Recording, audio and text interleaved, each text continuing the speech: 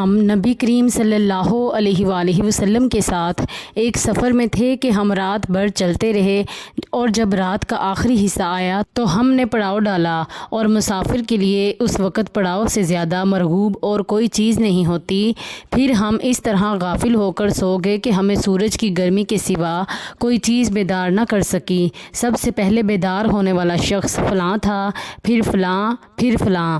ابو رجا نے سب کے نام لیے لیکن اوف کو یہ نام یاد نہیں رہے۔ پھر چوتھے نمبر پر جاگنے والے حضرت عمر بن خطاب رضی اللہ عنہ تھے، اور جب نبی کریم صلی اللہ علیہ وآلہ وسلم آرام فرماتے تو ہم آپ صلی اللہ علیہ وآلہ وسلم کو جگاتے نہیں تھے یہاں تک کہ آپ خود بخود بیدار ہوں، کیونکہ ہمیں کچھ معلوم نہیں ہوتا کہ آپ پر خواب میں کیا تازہ وحی آتی ہے۔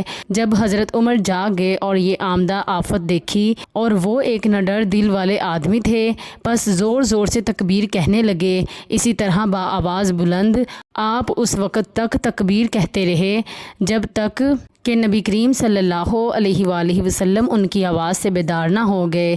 تو لوگوں نے پیش آمدہ مصیبت کے متعلق آپ صلی اللہ علیہ وآلہ وسلم سے شکایت کی۔ اس پر آپ نے فرمایا کہ کوئی حرج نہیں، سفر شروع کرو۔ پھر آپ تھوڑی دور چلے، اس کے بعد آپ ٹھہر گئے اور وضو کا پانی طلب فرمایا اور وضو کیا اور اذان کہی گئی۔ پھر آپ نے لوگوں کے ساتھ نماز پڑھی۔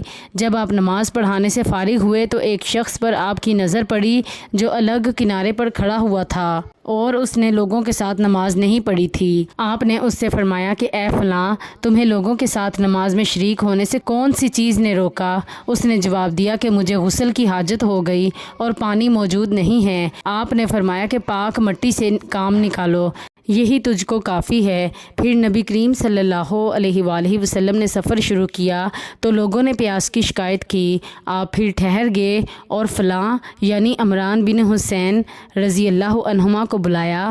ابو رجا نے ان کا نام لیا تھا لیکن اوف کو یاد نہیں رہا، اور حضرت علی رضی اللہ عنہ کو بھی طلب فرمایا۔ ان دونوں سے آپ نے فرمایا کہ جاؤ پانی تلاش کرو۔ یہ دونوں نکلے۔ راستے میں ایک عورت ملی جو پانی کی 2 پکھالیں اپنے اونٹ پر لٹکائے ہوئے بیچ میں سوار ہو کر جا رہی تھی۔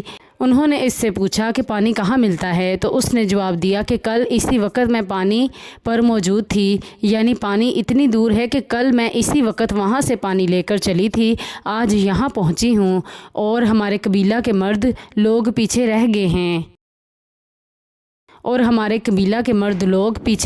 ہیں۔ انہوں نے اس سے کہا اچھا ہمارے ساتھ چلو۔ اس نے کہا کہاں چلوں؟ انہوں نے کہا رسول اللہ صلی اللہ علیہ وآلہ وسلم کی خدمت میں۔ اس نے کہا اچھا وہی جن کو لوگ صابی کہتے ہیں؟ انہوں نے کہا یہ وہی ہیں جسے تم کہہ رہی ہو۔ اچھا اب چلو۔ آخر یہ دونوں حضرات اس عورت کو حضرت صلی اللہ علیہ وآلہ وسلم کی خدمت مبارک میں لائے اور سارا واقعہ بیان کیا۔ عمران نے کہا لوگوں نے اسے اونٹ سے اتار لیا۔ پھر نبی کریم صلی اللہ علیہ وآلہ وسلم نے ایک برتن طلب فرمایا اور دونوں پکھالوں اور مشکیزوں کے منہ اس برتن میں کھول دیے۔ پھر ان کا اوپر کا منہ بند کر دیا، اس کے بعد نیچے کا منہ کھول دیا، اور تمام لشکریوں میں منادی کر دی گئی کہ خود بھی سیر ہو کر پانی پئیں اور اپنے تمام جانوروں وغیرہ کو بھی پانی پلا لیں۔ پس جس نے چاہا پانی پیا اور پلایا اور سب سیر ہو گئے۔ آخر میں اس شخص کو بھی ایک برتن میں پانی دیا جسے غسل کی ضرورت تھی۔ آپ نے فرمایا لے جا اور غسل کر لے۔ وہ عورت کھڑی دیکھ رہی تھی کہ اس کے پانی کے ساتھ کیا کیا کام لیے جا رہے ہیں، اور خدا کی قسم جب پانی لیا جانا ان سے بند ہوا تو ہم دیکھ رہے تھے کہ اب مشکیزوں میں پانی پہلے سے بھی زیادہ موجود تھا۔ پھر نبی کریم صلی اللہ علیہ وآلہ وسلم نے فرمایا کہ کچھ اس کے لیے کھانے کی چیز جمع کرو۔ لوگوں نے اس کے لیے عمدہ قسم کی کھجور، اجوا، آٹا اور ستو اکٹھا کیا، یہاں تک کہ بہت سارا کھانا اس کے لیے جمع ہو گیا۔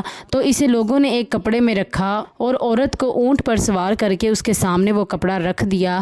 رسول اللہ صلی اللہ علیہ وآلہ وسلم نے اس سے فرمایا کہ تمہیں معلوم ہے کہ ہم نے تمہارے پانی میں کوئی کمی نہیں کی ہے، لیکن اللہ تعالیٰ نے ہمیں سیراب کر دیا۔ پھر وہ اپنے گھر آئی، دیر کافی ہو چکی تھی، اس لیے گھر والوں نے پوچھا اے فلانی کیوں اتنی دیر ہوئی؟ اس نے کہا ایک عجیب بات ہوئی، وہ یہ کہ مجھے 2 آدمی ملے اور وہ مجھے اس شخص کے پاس لے گئے جسے لوگ صابی کہتے ہیں۔ وہاں اس طرح کا واقعہ پیش آیا، خدا کی قسم وہ تو اس کے اور اس کے درمیان سب سے بڑا جادوگر ہے، اور اس نے بیچ کی انگلی اور شہادت کی انگلی آسمان کی طرف اٹھا کر اشارہ کیا۔ اس کی مراد آسمان اور زمین سے تھی، یا پھر وہ واقعی اللہ کا رسول ہے۔ اس کے بعد مسلمان اس قبیلہ کے دور و نزدیک کے مشرکین پر حملے کیا کرتے تھے، لیکن اس گھرانے کو جس سے اس عورت کا تعلق تھا کوئی نقصان نہیں پہنچاتے تھے۔ یہ اچھا برتاؤ دیکھ کر ایک دن اس عورت نے اپنی قوم سے کہا کہ میرا خیال ہے کہ یہ لوگ تمہیں جان بوجھ کر چھوڑ دیتے ہیں، تو کیا تمہیں اسلام کی طرف کچھ رغبت ہے؟ قوم نے عورت کی بات مان لی اور اسلام لے آئی۔ صحیح بخاری حدیث نمبر 344۔ عبد الواحد بن زیاد نے کہا ہمیں ابو مالک اشجعی نے اپنے والد طارق بن اشیم اشجعی رضی اللہ عنہ سے حدیث بیان کی، کہا جو شخص اسلام قبول کرتا رسول اللہ صلی اللہ علیہ وآلہ وسلم اس کو ان کلمات کی تعلیم دیتے تھے: اللہم اغفر لی وارحمنی واہدینی وارزقنی۔ ترجمہ: اللہ مجھے بخش دے، مجھ پر رحم فرما، مجھے ہدایت دے اور مجھے رزق عطا فرما۔ صحیح مسلم حدیث نمبر 6849۔